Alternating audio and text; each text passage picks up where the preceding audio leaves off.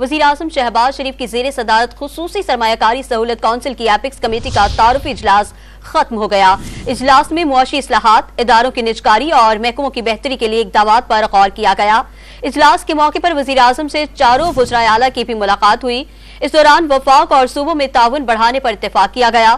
وزیر اعظم نے معاشی ترقی کے لیے SIFC کو انتہائی اہم قرار دیتے ہوئے واضح کیا کہ معاشی چیلنجز سے نمٹنے کے لیے سب کا مل بیٹھنا خوش آئند اور وقت کی اہم ضرورت ہے۔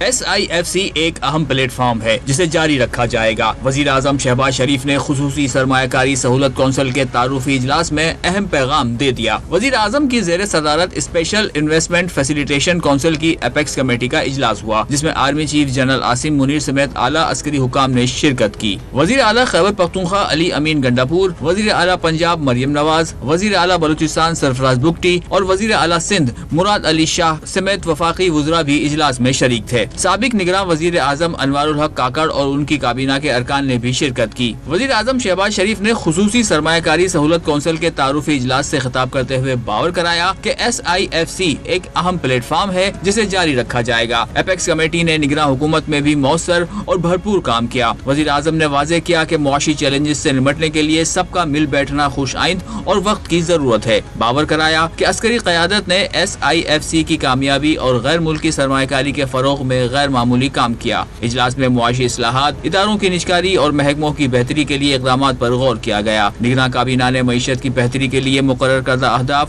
اور ان پر پیش رفت سے آگاہ کیا۔ چاروں وزرائے اعلیٰ کی وزیر اعظم سے ملاقات بھی ہوئی، جس میں وفاق اور صوبوں میں تعاون بڑھانے پر اتفاق ہوا۔